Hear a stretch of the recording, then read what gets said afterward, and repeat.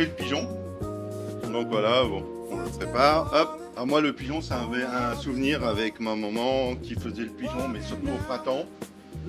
On ramassait les petits pois frais et on faisait le pigeon cuit en cocotte avec les petits pois frais du jardin, mais alors ramassé du jour. Hein.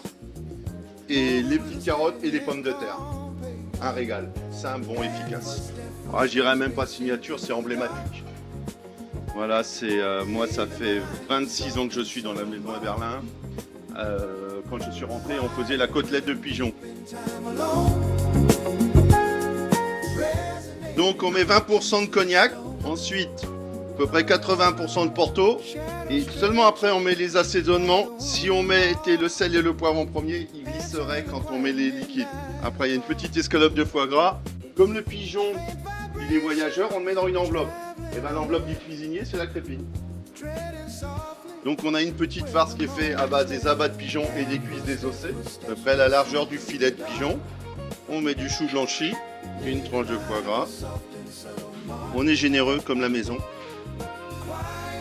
Là, en tournant, on met une petite pression sans éclater la crépine.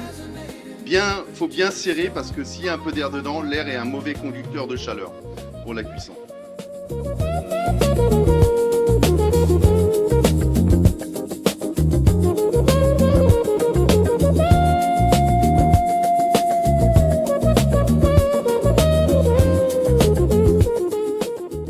C'est comme le pigeon, ça chante. Ça chante les pigeons. Ça ronfoule. On le tourne un petit peu, on va le laisser légèrement se reposer. Donc on voit bien la farce très fine pellicule, le foie gras, le pigeon et la truffe et le chou. Donc on a fait une variation autour du céleri. On a mis un petit peu de truffe. Donc on fait une purée de céleri, un gnocchi de céleri aux truffes à base de pâte à choux, un palais de céleri. Avec les carcasses de pigeon, on a fait une petite périgueux. Et là voilà,